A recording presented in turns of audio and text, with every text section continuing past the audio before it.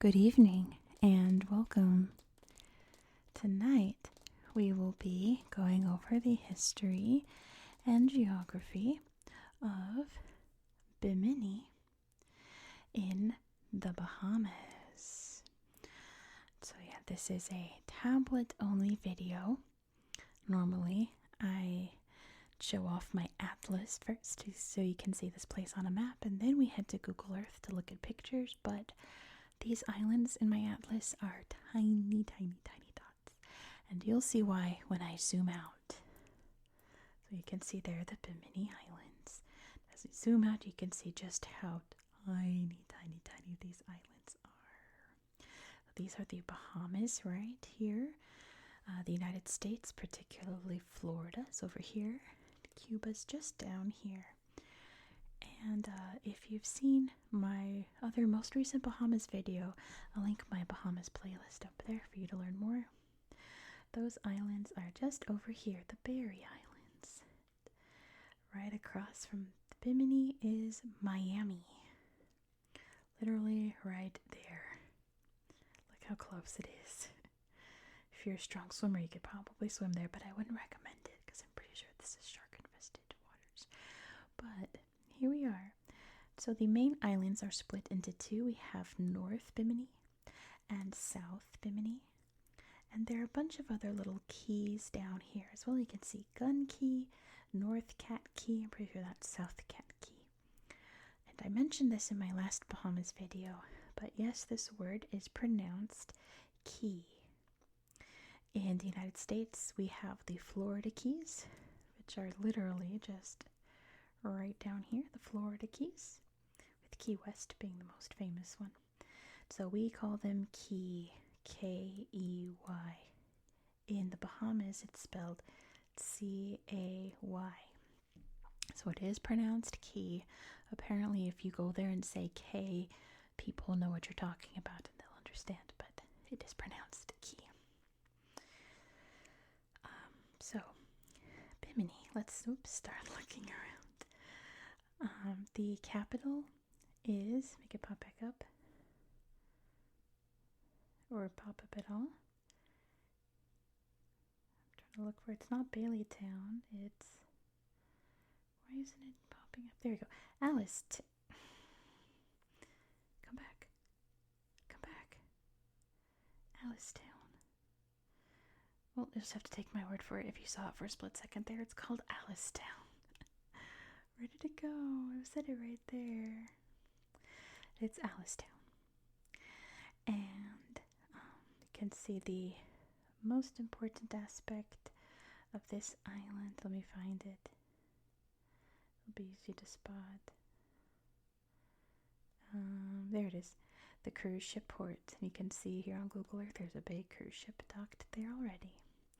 So that people can come off and enjoy these islands here, particularly the beaches. So here's Bimini Public Beach. Isn't that gorgeous? It's so beautiful.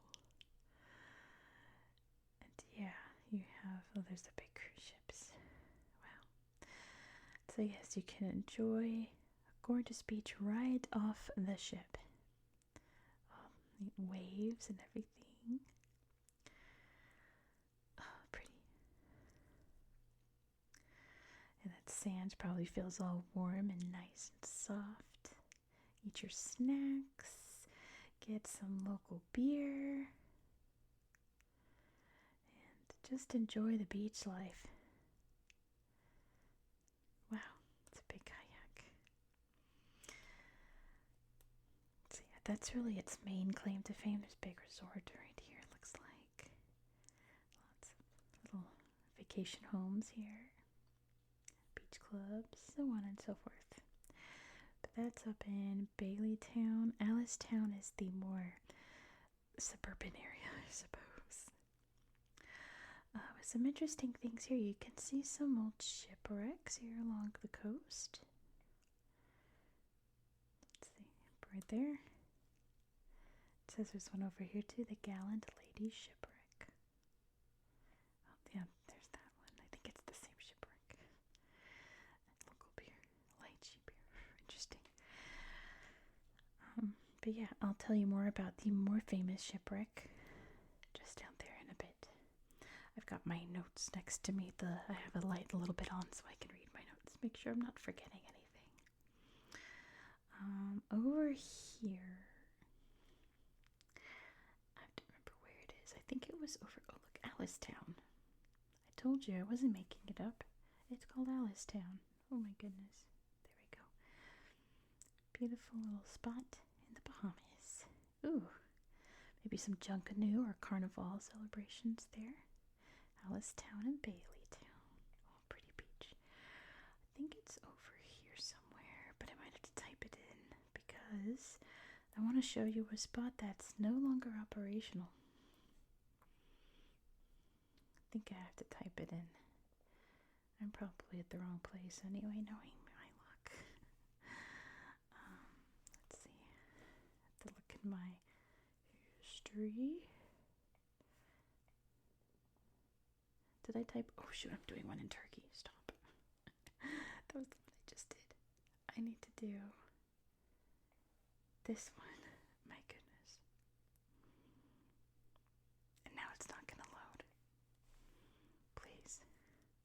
Thank you. I was right. It just didn't pop up. This hotel right here, or what used to be a luxurious resort hotel. Ernest Hemingway actually stayed here for 2 years, and some of the events that occurred while he lived here inspired some of his books, including The Old Man and the Sea, because there's a lot of big fishing, and I don't mean like it's popular, I mean big fish like marlins and things further south in the Cat Keys down there. This hotel caught on fire in 2006 and is now empty and abandoned, and a lot of Hemingway, I guess, artifacts, items were lost in that fire. I think they had a little like museum for Ernest Hemingway there, and it's all gone. It's very sad. Let's see what else. Oh, just a fact for me personally, because I'm a big movie nerd, and one of my favorite movies ever is The Silence of the Lambs. The last scene of that movie was filmed in Alice-town. I won't spoil why it was filmed here, but that's so neat. I am obsessed with that movie. I've seen it like between 10 and 20 times. It's so good. I also want to show you this place. It's really cool, the Dolphin House Museum. And it's just a beautiful work of art. There's an old cannon here from British times. The beautiful mosaics and a little handmade lighthouse. But yeah, look at this masterpiece of a building. Isn't this stunning? Ta-da. That's beautiful. All that mosaic work. So stunning. Throughout the entire building, too. The bathroom is even beautiful. Let's see. It's so pretty, all the shells in the walls there. And I like this, all these bottles inside the walls. That's so cool. There's a family photo there. License plates in the walls. And look at this, it looks like they were working on a wall here, and this family visiting got to snap a picture of a wall being made. That's pretty neat. Let's hop down here to South Bimini. Here's the Fountain of Youth. Now, this obviously isn't the real Fountain of Youth. This is like a ceremonial Fountain of Youth for Juan Ponce de Leon, which you can see him in shadow there. The Fountain of Youth. So the indigenous peoples that lived here would have been the Lucayans. And not those people, but another indigenous people told Juan Ponce de Leon where to find the Fountain of Youth. He came here looking for it. They said, oh, you probably want to head over to Bimini. You'd probably find the Fountain of Youth there. So he's like, great, I'm on my way. He set sail for Bimini. He missed, and he wound up in Florida. And He was the first European to land in what is now the United States because he was trying to land over here. Big mistake. I mean, maybe he would have actually found something if he actually landed here. I doubt it, but how cool would that have been? But instead, he wound up discovering Florida and making Florida part of Spain. The rest is history.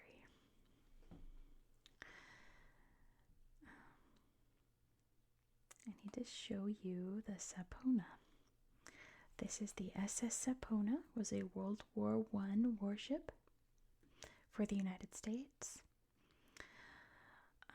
It was involved in rum smuggling during the 1920s Prohibition era.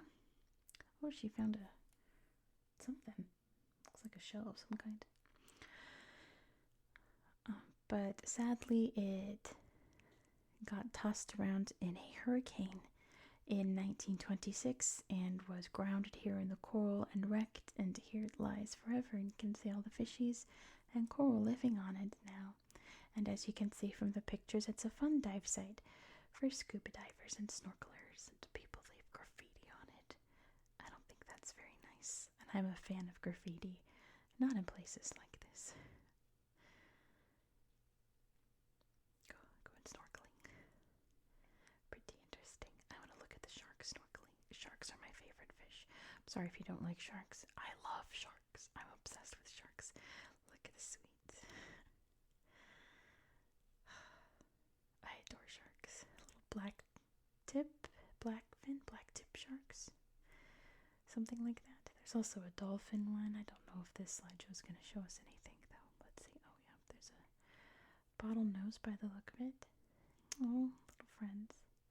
Dolphins are so sweet. But if you ask me if I had to choose between diving with dolphins and diving with sharks, sharks hands down. I love sharks. Oh, fun. Nothing against dolphins.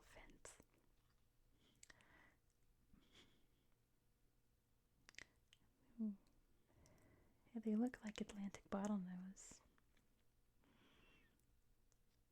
Oh, pretty. Little flippers. Let me see. I think I hit all the history that I wanted to tell you guys. Oh, I forgot to tell you another thing about Prohibition is that one of the big Prohibition runners during this time. So, if you don't know, throughout the 1920s, the United States made alcohol illegal, selling and consuming alcohol. So a lot of people would sail from Miami to the Bahamas to get alcohol to either sell illegally or to enjoy while they're here at the Bahamas. And people who went back and forth selling rum, acquiring rum, or any alcohol, but they were called rum runners, going back and forth making lots of money. One of the rum runners that operated out of Bimini was named William McCoy. And that is how we get a phrase here in the United States, the real McCoy. Which, if you've never heard that, if something's the real McCoy, that means it is very genuine, 100% real. That's the real McCoy. Isn't that interesting? I've always heard that phrase, but never knew where it came from. So isn't there like a cool... I think that's further down on another key, but Buccaneer Point, isn't that pretty? Bet you this was a spot where buccaneers probably operated. Buccaneer, the word for buccaneer comes from the Spanish word for barbecue. Hargis was my great-grandmother's maiden name. There's no pictures here. Buccaneers would barbecue cattle that they stole from Spanish ranches and sell it to ships passing by. Eventually they morphed into pirates. Isn't that beautiful? But yeah, they would steal cows and cook them and sell them probably back to their previous owners for a quick buck. A sweet turtle there swimming around. Ooh, some sharks. A nurse shark. Oh, so pretty. I believe there's a pink sand beach in Bimini. I Here's the lighthouse I wanted to see. Gun Key. If it'll go, thank you. Gun Key Lighthouse. Ta-da! Ooh, and some beans of some kind. Looks like it. There's Cat Key where they do the big fishing. Once upon a time, I was tutoring, and my student was struggling with reading The Old Man and the Sea. She was just like, I just like look at these words and I read them, but I just get lost because it's a book that has a lot of paragraphs and not a lot of dialogue. So she just would get like lost in the story and didn't realize she didn't understand what happened for the last 2 pages, you know? There's this little island too.